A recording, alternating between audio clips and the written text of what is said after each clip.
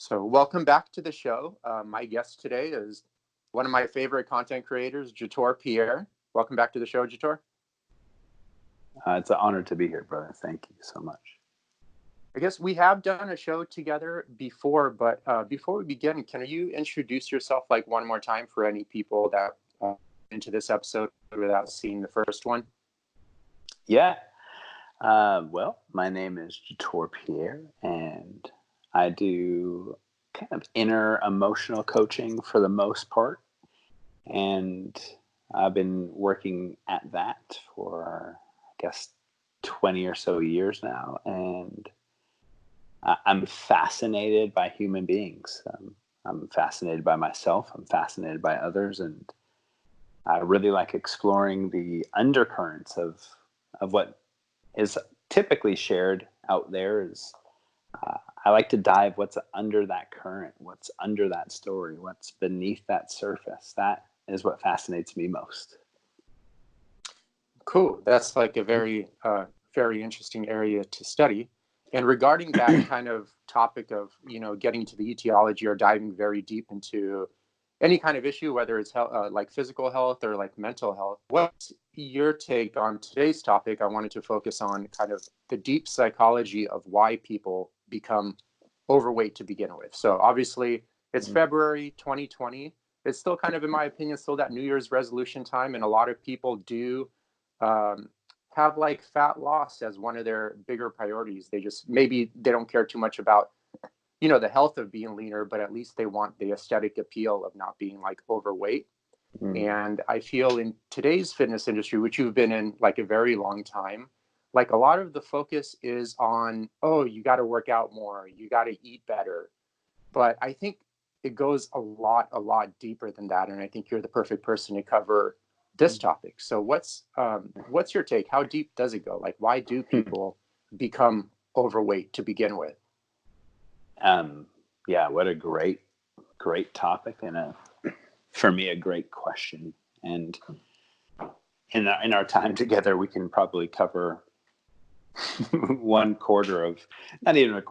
thread of this sweater of fat gain and body fatness, and I think in my experience of you is you're really well versed in helping people address those issues. And what's interesting to me, excuse me, is I was obese as a kid.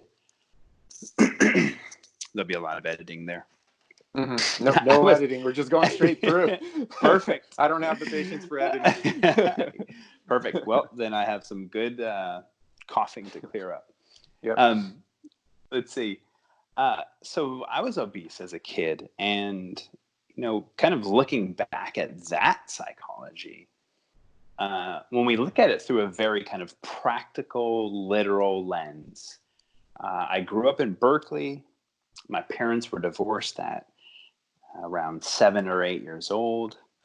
I moved with my mom to Oakland, and the environment in which I grew up in Berkeley was in student housing. So I was always out playing. I was always moving. And of course I was a growing kid. So of course I had to sustain my growth. So I ate quite a bit of food, of course, looking for macros and micros and all that good stuff. And then I moved to Oakland, and there wasn't as many kids out playing, at least not in the neighborhood that I was living in. And so then we could say, well, yeah, my activity got cut way down, but yet I had created these eating habits in this environment in Berkeley, and this idea of how many calories I've used that day compared to how many calories I've ingested that day and assimilated, etc. And I started to gain body fat. And I think in part, that's all true. That's all very true. And I think there's a lot of legitimacy to that piece of it, this physiological kind of objective, cut and dry perspective around fat loss, fat gain, and how to do it. But if we start to look at the underlying psychology around that time in my life, I experienced a tremendous amount of pain and a thought or a perspective that not many people take on or look at or consider is, okay, what was that pain about?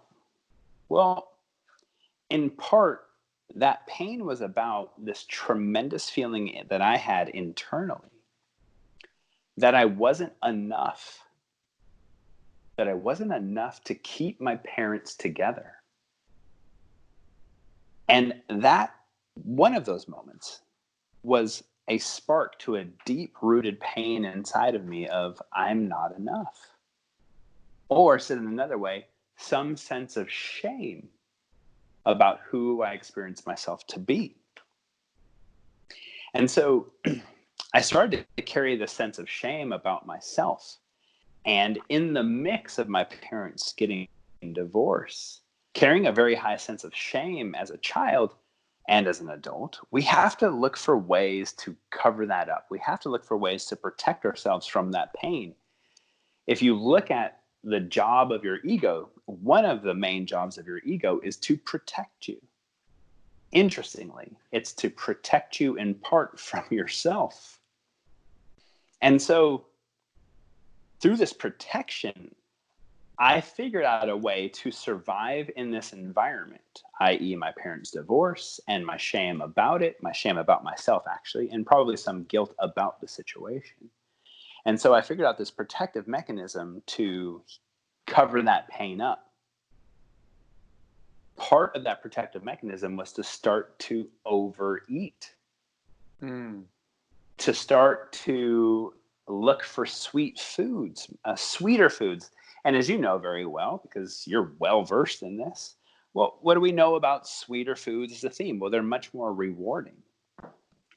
So my ego creates this craving for sweeter foods. That turns on my physiology. I start to eat more, ingest more. Interestingly enough, all the way down to the microbiome level, it would be really interesting to see if in that state, to see some research around this, if in that state, the person that's using food as a protective mechanism from the pain that they're feeling about what's going on in their life, if they start to assimilate more of the calories and food that's coming into them and taking that on board. Whereas you know very well, when you look at calories on a package, that doesn't mean that's how many calories are going to end up in your body. That is dependent on digestion and assimilation and microbiome and HCl and enzymes and all that. And so I started to eat these sweeter foods. And we look at that from a psychological perspective. Well, what does sweet food maybe represent to a kid like me in that situation? Well, I can tell you that in that situation, my life didn't seem very sweet. So what did I need to do? I needed to look for some sweetness in my life. I needed to look for a place where I could take care of myself, where I felt, interestingly, protected, where I felt safe, where I felt I mattered, where I felt heard. And through that process, I started to gain body fat. And then you start to look at, oh, wow. Okay, so I start to gain body fat. Now, as a general theme, I know this isn't true across the board. As a general theme, body fatness or obesity to a human being isn't the most attractive thing, at least from a physical perspective. I'm not judging or criticizing. I'm just saying, as a general theme, most of us aren't highly attracted to body fat. That goes back to ancestral lenses and physiology. So if you start to think about that piece too, well, I started to put on body fat. And maybe that was also, the body fat was also a protective mechanism to protect me, interestingly, from maybe getting into a deep relationship like marriage, like my parents did eventually, and to protect me from that potential pain. So I create a body that isn't as aesthetically pleasing. I create a story that I'm not enough and feel some sense of shame about that. I also feel some sense of guilt about my parents' breakup and that I couldn't fix it. Or maybe I had some guilt about an action that I took somewhere in my parents' relationship. And that I thought might have been the cause of their breakup. So I start to do all of these different things and behaviors to solidify, interestingly enough, the truth that I felt inside. Mm-hmm. If I feel unworthy, unhealthy, not enough, a sense of shame, I will create that in some form or fashion outside of myself to confirm that the story's actually true. If I can create that in my external environment, and I can get other people to create that story for me and project it back to me, it becomes more true for me. I am obese. I am not enough. I can't change. I can't lose body fat. My body just easily puts on body fat and holds on to it. I can't stick to my goals. I can't follow through with what my trainer or my coach wants me to do. And on it goes. And part of that thread of psychology is also that everything that I've talked about so far, for many people, might seem negative in context. Mm-hmm. But the truth is, it's not negative or positive. It's simply a behavior that I learned to survive in an environment in which I felt a tremendous amount of pain. And therefore, it was helpful to my survival, right? The organism wants to survive. Mm-hmm. So if it's helpful to my survival, then loss, at least as I see it, is that to get into it and to get out of it, you actually have to find and take time to see how does having excess body fat serve me? How does it benefit me? How did it help me? What do I get out of it? What emotional needs come from it? And many people can't go to that place because that place is very scary. Admittedly, that place is scary. It's scary to go to a place inside of you around what you would deem as negative behaviors and ask yourself the question, how does this actually serve me and benefit me in my life when I've been telling myself this story that it doesn't serve or benefit me for the last 20, 30, 40, 50 years? Mm-hmm. But the paradox is that going into finding the benefit then helps you understand the underlying psychology so you can slowly build your way out of that. And this isn't, at least from my perspective, this isn't some scientific research. I'm giving you my own personal experience and my own personal experience working with many clients that have lost body fat and have sustained that loss for a very long time. When you look at the statistics around body fat loss and change, the rebound rate is quite high, even if they get extremely lean. Exactly. You see the before and after pictures, but then a year later, they're right back. After. Right, exactly, the after. And so I'm someone who was obese. I'm someone who's gone on that cycle, gain, lose, gain, lose, gain, lose. And now I'm someone for the last 10 years or so has maintained anywhere between 12 to 8% body fat, depending on what I'm playing with macros and workouts, etc. And the interesting thing about that piece is, in my own personal experience of that journey, I didn't get to a place where that was easy to kind of maintain my body form until I dove deeply into my heart, deeply into my past, deeply into my shame about my parents split up, deeply into my guilt about it, deeply into what food represents to me, deeply into what sweets represent to me, fat represents to me, protein represents to me. My relationship to food, my relationship to myself about all of these topics. And then something happened, and I don't know how to explain it. I only know the experience of it. And the experience of it was my body simply shifted. I remember for years I had this very powerful story that I'm a hard loser. I know you've heard hard gainer. You work with body fat all the time, so I'm sure you've heard people say I'm a hard loser. It's really hard for me to lose body fat. I had that same story. It takes me so much more effort than everyone else to lose body fat. Which, of course, there's all of these physiological threads too that you know very well. But the psychology is so untapped often.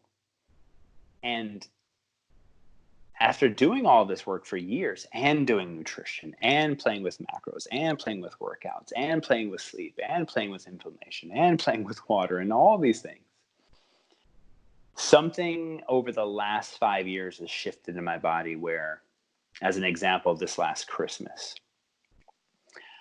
I didn't go on a free-for-all and eat everything that was around me, but I definitely didn't hold back. And I definitely enjoyed the hell out of myself. I definitely enjoyed pie and gravy and I definitely overate. I definitely ate till I was stuffed a few times. And the thing that I found fascinating about that is over the years, I would have these huge rebounds when I would do that. I would gain a tremendous amount of body fat. And in this last 5 or 6 years, that doesn't happen anymore.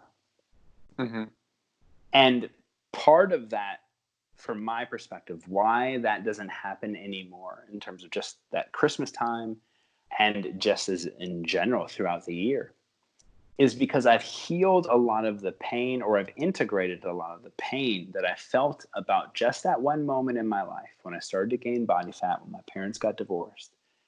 As that got integrated and as those parts of me started to change their perception of what was going on at that time, my body changed. Now, I'm not saying this is some miracle that my body just changed and nothing else changed in terms of my behaviors.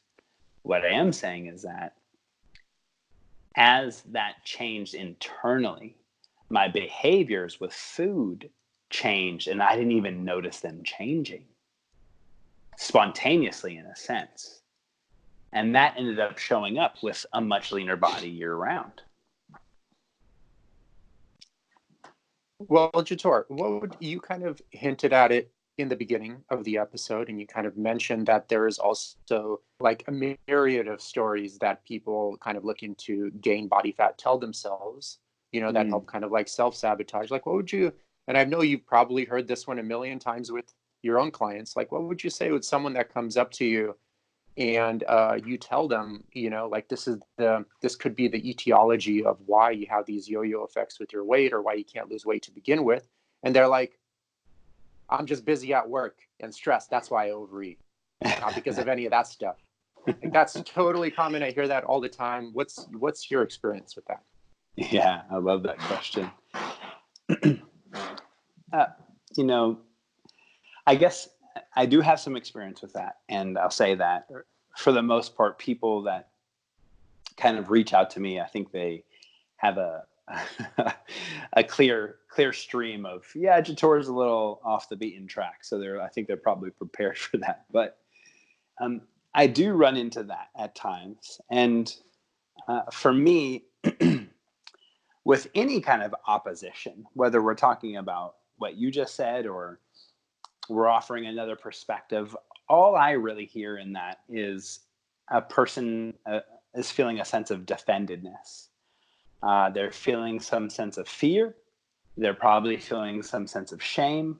They don't know, interestingly enough, they don't know that they're feeling a sense of fear or shame, because fear is kind of hidden and shame is typically very hidden. So they don't even know that they're feeling these feelings. And that's what causes the reactive protection, i.e., no, I'm just, I'm too stressed out. I'm not sleeping enough. And that's why I'm gaining body fat. And so in those situations, what I've found with my clients and with people in classes, etc., is one of the most powerful things I can do as a coach is to not push my agenda when I see that someone is feeling a sense of defendedness. You can already tell someone's defended by what they're saying. If you pay very close attention to their words, their body language, where they look, etc., how they stand, their tone of voice, interestingly enough, as well.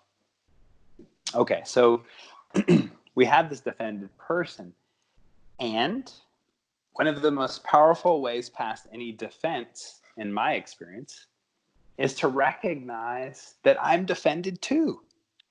So if I can recognize over and over again within my own life, within my own coaching, within my own relationships, that I have defenses, that I want to prove, that I get afraid, that I become ashamed, that I think, I criticize, that I judge, etc., all these in parts, well, it helps me have a little bit more softness toward myself.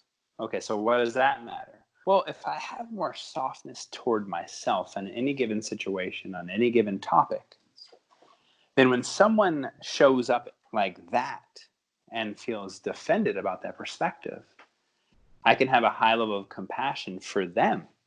And that opens me up to asking really powerful, soft questions. And so in my practice, working with somebody like that, I might say a question, or a statement. I might say that is probably 100% true. And there's definitely legitimacy to stress and being tired and HPA access and microbiome and inflammation and from being overworked and underrested, for sure. We're addressing that too. And can I ask you to consider, what if there's another thread to this story? If there's another thread to this story, would you have some willingness at some point, maybe not with me, but maybe with someone else, maybe a therapist or a coach that you trust in this way, or someone in that realm, would you be willing, if we hit some roadblocks together, would you be willing to consider doing some of this other work? And in my experience, that invitational language and that acknowledgement of where they're coming from, as a general theme, it doesn't work with everybody, as a general theme, typically softens people up very much, because they feel a sense of acknowledgement. I'm acknowledging that your perspective is true for you. I hear it. It's true. Your feelings matter. Your perspective matters. And cool. What if we try a different way if you hit a roadblock? Yeah, sure. I'll try that once I prove you wrong. Or, nope, I won't try that. And in the nope, I won't try that. Cool. Well, let's do the best we can with what we got, and then meet them where they're at. I think one of the hardest roadblocks in my experience for coaches is we tend to, myself included, have a tendency to want to really push our agenda. And I've learned over the years through the School of Hard Knocks that one of the best things I can do with my clients is to support them exactly where they're at. And maybe they'll open up in the future, and maybe they won't. And instead of basing my worth as a coach on whether they change or not, I kind of base my worth as a coach, as this will sound terrible, my worth as a coach in terms of how much can I learn about myself with every client? Mm-hmm. And that gives me tremendous amount of worth with everyone that I work with. So I take on the agenda that it's my job to learn about myself while I'm with this person, not to turn this person into who I want them to be so I can feel good about myself. And well, that typically softens people up tremendously. At least that has been in my experience. Gotcha. Well, do you feel like one of the root causes of weight gain too is like a presence of some type of like love-hate relationship in the person's life? Like for example, like a very common one was, I've been married for like 10 years. I generally loved this person in the beginning, but now we've drifted apart. But now I kind of like feel obligated to stay with this person because of one reason or another. And it Mm-hmm. kind of creates this kind of like mental tension because especially if you combine that with like, I don't like my work, then you kind of go to work for 8 hours, you don't like your work, then you kind of come home and deep down inside you're like, I don't want to be with this person for one reason or another. And then kind of like I feel creates this environment where there could be also, tempted to kind of seek out food for pleasure because they have like more control over that environment and it kind of like Mm. instantly gratifying. What's your take on that? Yeah, well said. I would wholeheartedly agree with um, the home relationship, as you and I have talked about in the past, the work relationship. Those are huge, huge factors in terms of our experiences of ourselves and what we do or don't do. And one of the perspectives I'd share around relationship is, well, it's very interesting. At least in my experience, it's not often that you'll meet someone that really enjoys their work life, but doesn't enjoy, this is interesting, their home life, at least in the beginning. And what I mean by that is, it's often that we'll create healthy relationships at first, or they'll seem healthy at first because we're wearing some level of rose-colored glasses, especially in intimate partnerships. Mm-hmm. And most of us in intimate partnerships fool ourselves. Most of us don't want to see the things we don't want to see, especially in the beginning of a relationship. And most of us have been taught to hide ourselves within relationship, back to this idea of hidden fear and hidden shame. Most of us feel some sense of shame about some of our behaviors and who we are. So many people hide that in their intimate partnerships. The interesting thing is, back to what I said in the beginning, it's not often that you'll meet someone that really enjoys their work that's in a relationship they don't really enjoy. I mean that authentically. I mean authentically enjoy their work, because the same scenario that I just gave about the person in a relationship at home, intimate partnership, and how they hide. Many of us do that with work. We show up at work, we wear a smile on our face because many of us are doing jobs out of obligation to some family value that we learned as children. In the same sense that many of us are in relationships, intimate relationships, with a person and a value set that stems from our childhood and what we learn from our families of origin. And so many of us, and I'm going to say it's a very high number, let's just go out on a limb and say somewhere in the neighborhood of 90% plus, Mm-hmm. people are in relationships. This is going to get a little weird in language, but in relationships with themselves that they don't really enjoy. They don't really enjoy their work. And I'm using this language purposely, really enjoy it. They Mm-hmm. put a mask on that they enjoy it, but they don't really enjoy it, in the same way that many people put a mask on that they really enjoy their relationship when they don't, because so many relationships, work and intimate and many otherwise, are based on people hiding their truth, not sharing what's going on inside of them. Because many of us have not been taught how to communicate what's going on inside of us at a level that is respectful, that is self-responsible, that is, conscious, and that is soft without blaming and shaming the job or your partner.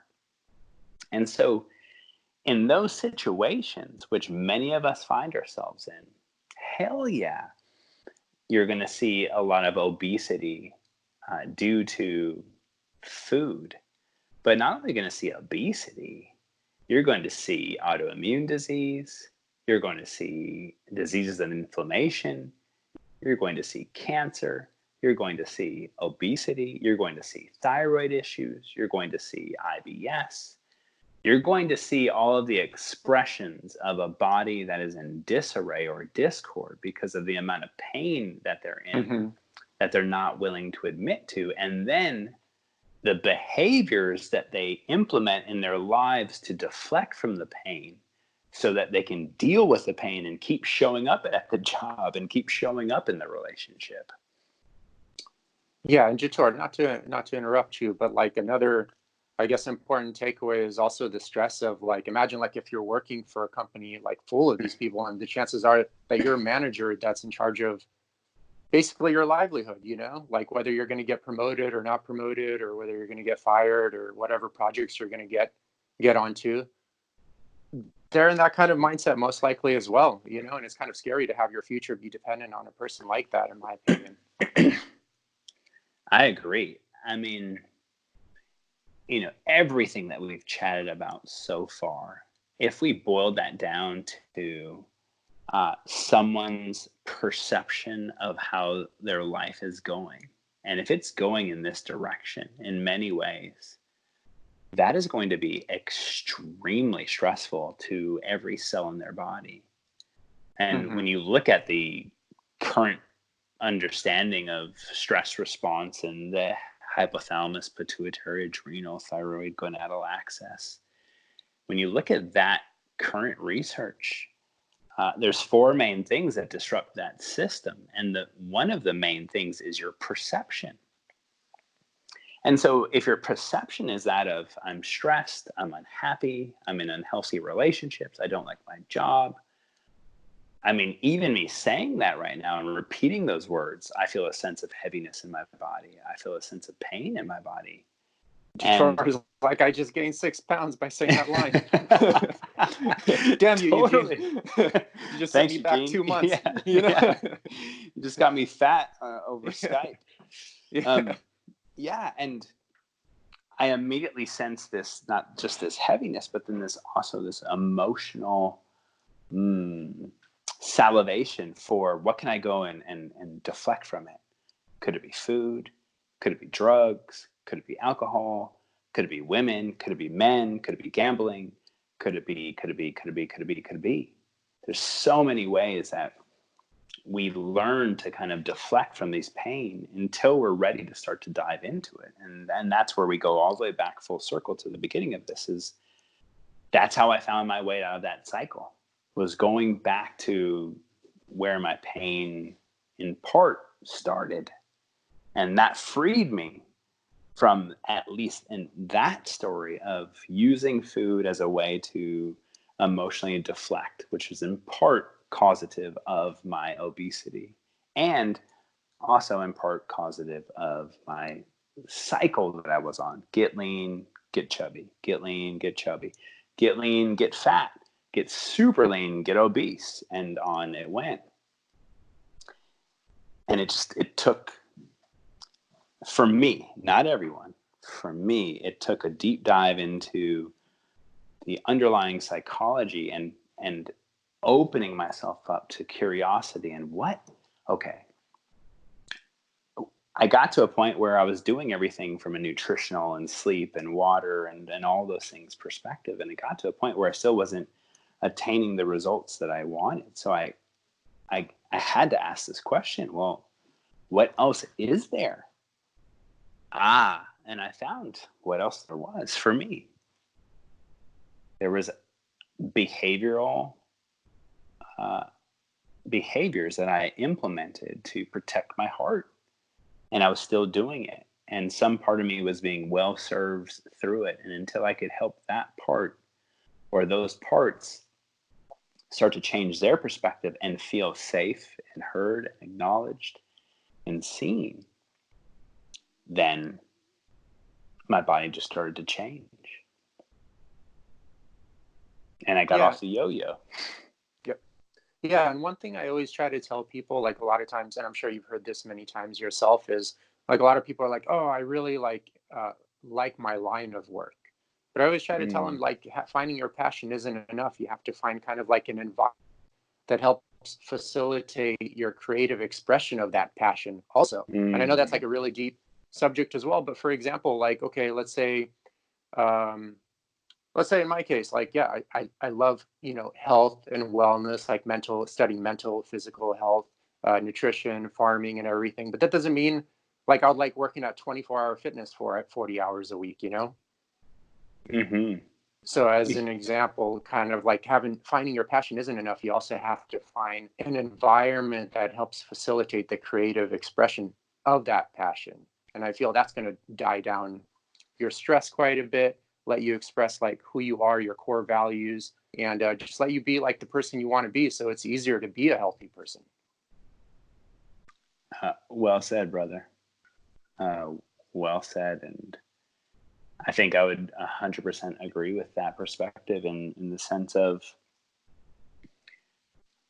it's taken me a long time to find what I really enjoy doing for putting food on my table.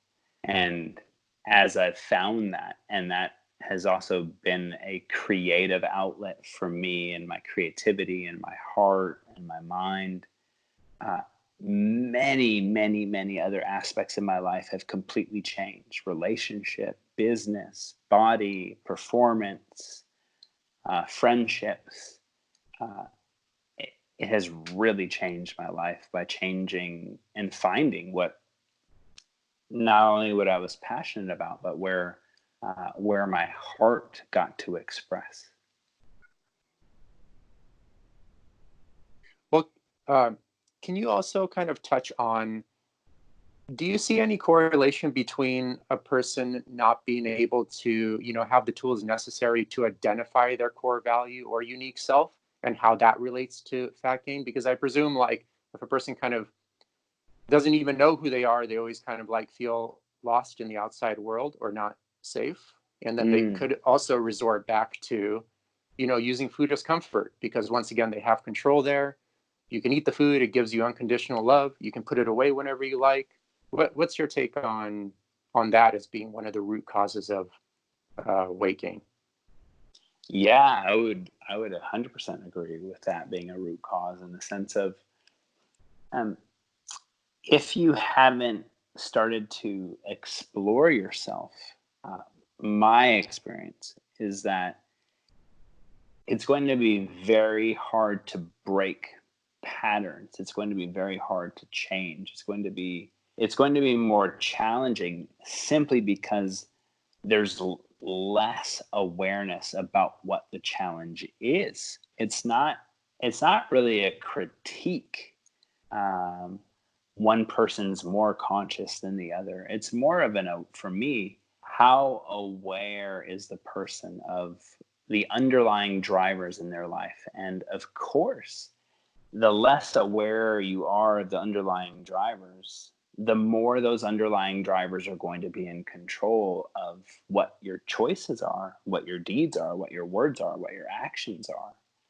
And so, in my perspective, one of the most powerful ways that I have found to start to crack that shell is simply to start to question yourself. It's fascinating to me how often I notice that people don't question their own thoughts. It's almost blasphemy to question yourself. And I find that fascinating because it's one of the things I do all the time is question myself. Is that true? Is there another perspective? What's the other side of the coin? So if you don't have a sense of what's going on inside of you, a very easy way to start to grow a sense of awareness is to ask yourself a simple question. When you hear yourself speak critical stories in your head, I'm using critical stories because they tend to stand out more. People can kind of capture them a little easier. Notice that when you're speaking critical stories, and ask yourself a question. I wonder if that story is true. And where did I learn that story? And it seems insignificant. And it seems probably not like a very good place to start. But the fascinating thing to me is that if you allow yourself to drop seeds like that in your consciousness, they will start to grow over time. It may not be at the fastest rate. It may not happen overnight.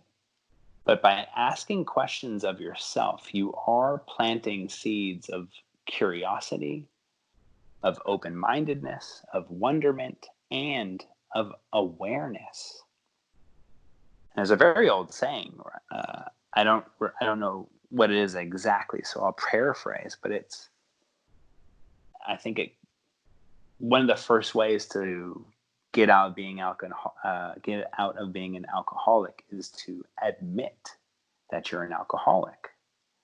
It goes back to some things that I was sharing at the beginning, which is, for me, the admittance that you're an alcoholic isn't a criticism or a shame or a fear game.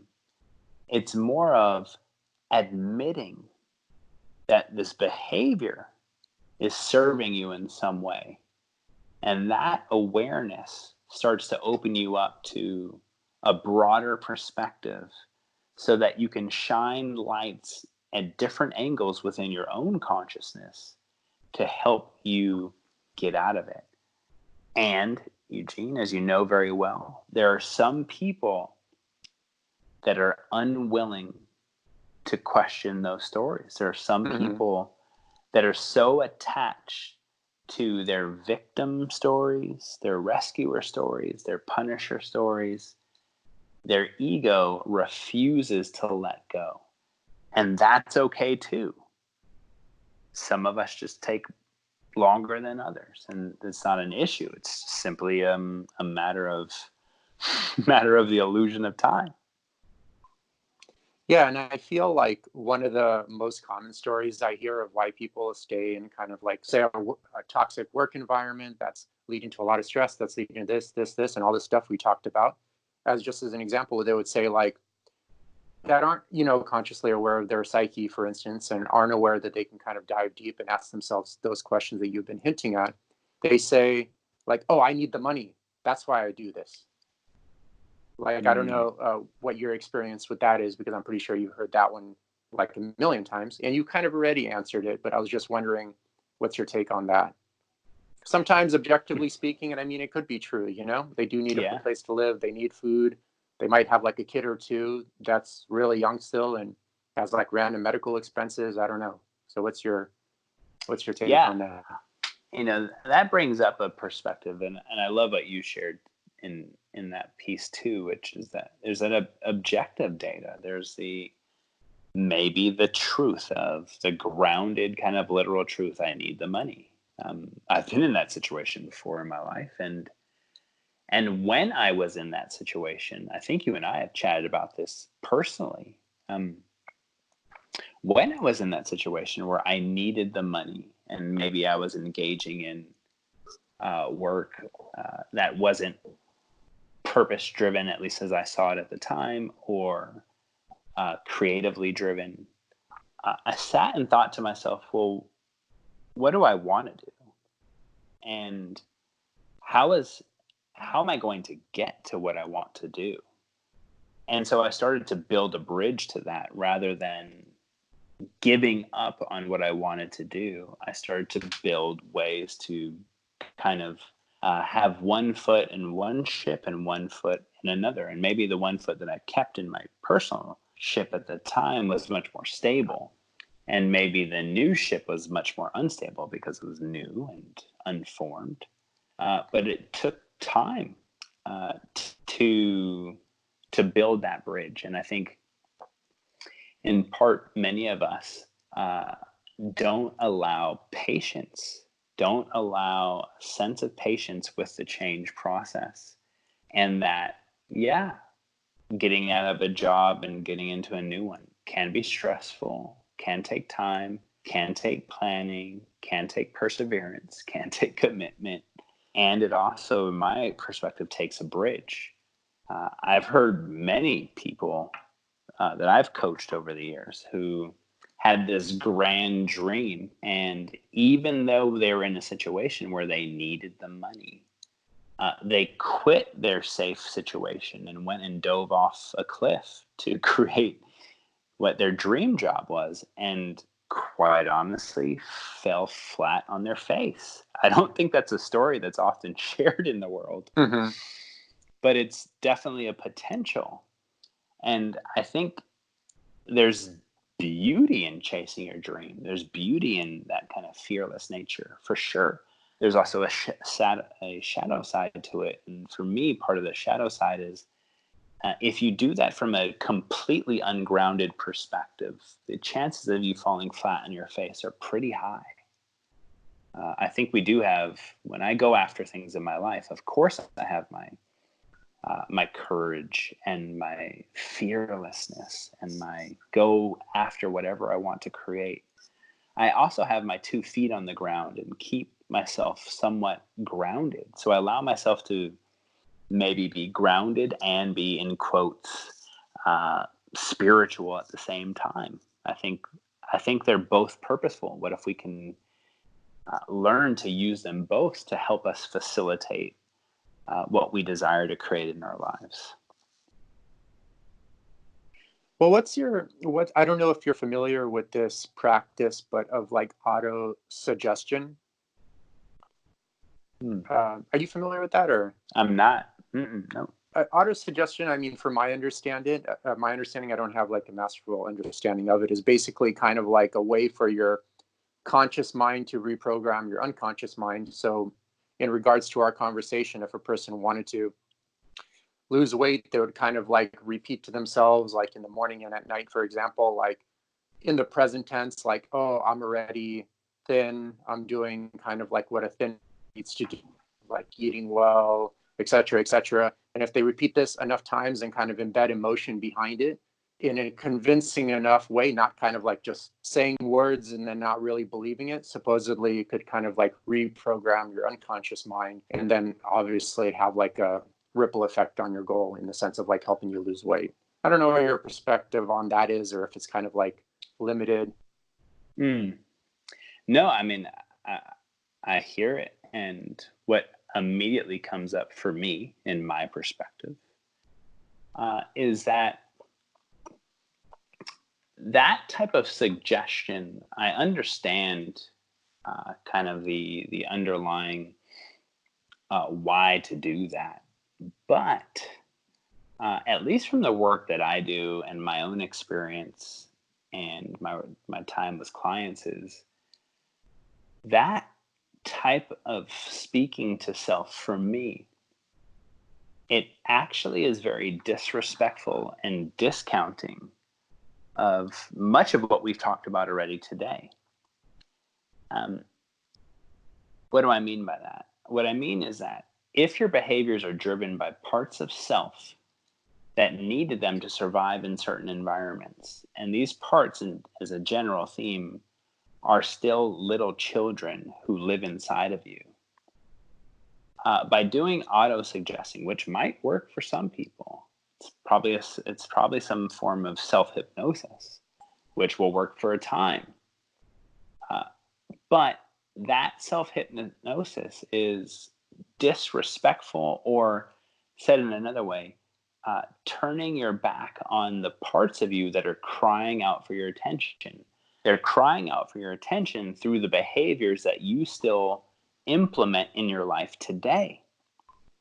So by doing that auto-suggesting, my guess would be that it would work for a time, and then the negative behaviors would accentuate, from my perspective, because those parts of self would need to tune up and turn up their screaming, yelling, crying, etc., even higher to get your attention. And from my perspective, we see this with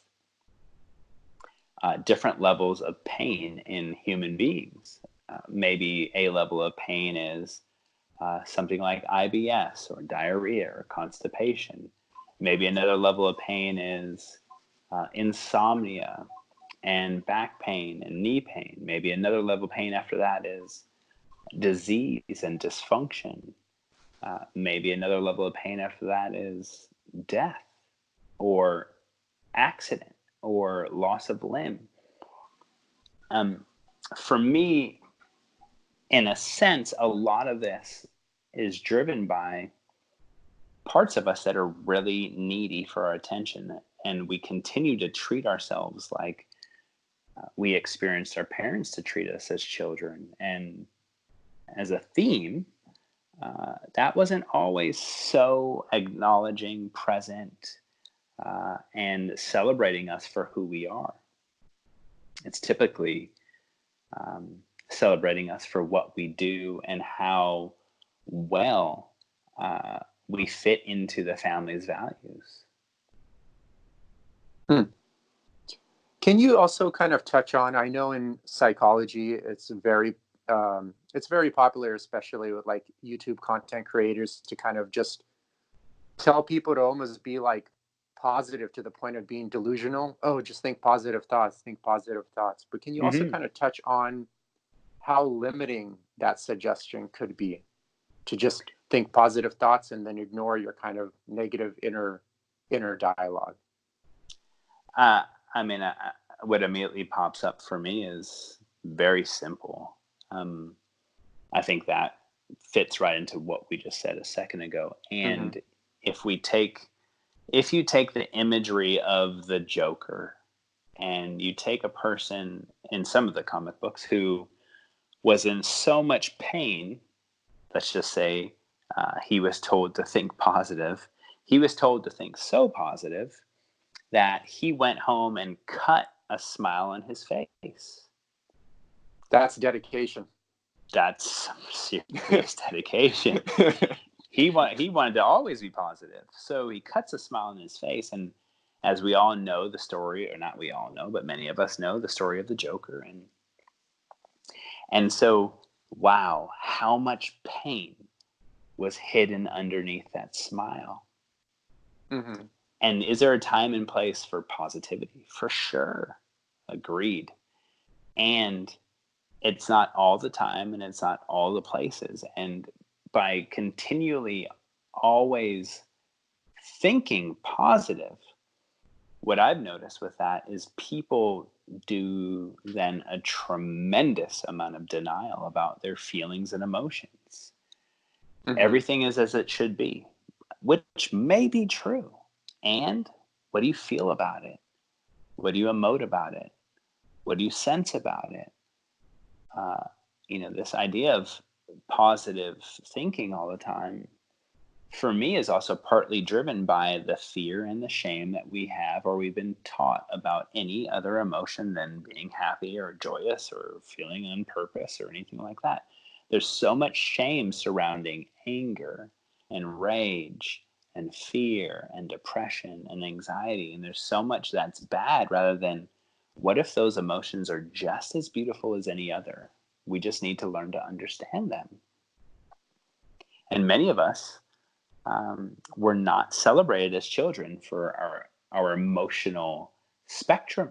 We were typically celebrated for one side of that spectrum. And so that shows up in a lot of YouTube stuff, because many people have not done what a lot of people refer to as shadow work to find the parts of self that are hurt and afraid. So a lot of what you see out there is a proliferation of what this person learned as a child.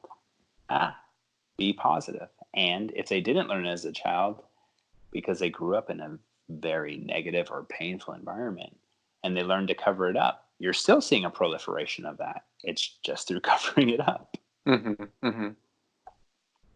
Yeah, so kind of like a quick I guess, mental map that a person can use over what we went over today, and you can kind of correct me if I'm wrong in this observation, is basically like a person can look at weight gain, and from this perspective, like basically kind of like fat gain is a symptom of poor lifestyle and nutrition choices. But those factors are a symptom of like a mindset that doesn't facilitate health conscious choices that would help a person optimize their health. And that is a symptom of a couple of like underlying variables, as you've discussed. Like one being a person can have a love-hate relationship present in their life. Another is they don't feel safe to express who they really are in society, and that causes a lot of stress. And another one is a person could be just uncertain of who they are. So they always feel kind of like empty or lost in the world, and that can cause a lot of stress. And I also believe like a fourth variable is these days, like a general citizen just lost their awareness of what being healthy even is. You know what I mean? Because like probably the people working next to them are so unhealthy as well. So just the standard has depreciated a tremendous amount. So in their perspective, their mind's eye, they could be perceiving themselves as healthy, although they might be like 30% body fat on like 2 or 3 different prescription medications, et cetera, et cetera. So is that kind of like an accurate overflow of what we've covered, just to kind of simplify the conversation in one flow chart? Yeah, I love it. I love the last one that you added, which I completely agree with. There's been a depreciation of health and wellness as a whole, and so then the relative screen is, yeah, I'm healthy because compared to everyone else, I'm walking zombies. Yeah. And so I laugh, but really I'm crying inside when I hear that. yeah, it's painful. It's painful. It's painful that to notice that, most human beings, or many human beings right now, are going through life surviving, literally on every level: work, food, relationship, water, connection, community, pleasure, play, self, simply surviving. And yeah, it's painful. It's definitely painful. Well, Jator, you do have like a program people can purchase that touch on a lot of the aspects that we covered in today's episode, right? Yeah, my program Restore 60, we dive deep into the background of uh, one's heart, one's mind, and we do that prior to diving into nutrition, or prior to diving into gut health, or prior to diving into reducing inflammation, or prior to fat loss. We start to dive into your mind and your heart before we get into what most programs are about on the market. And it's super powerful in my experience. We've run it 2 times. We're running it a 3rd time. It launches March 16th, and we're really excited, and I'm really excited, and my team's really excited. So 3rd time's a charm, as they say. Cool. And I'm gonna link your website and all your social media in the description for anyone that's kind of interested in getting in touch with you. But before we close out, are there any? Thank you. Yeah. But before we close out, are there any kind of like closing statements that you want to include that we maybe didn't cover?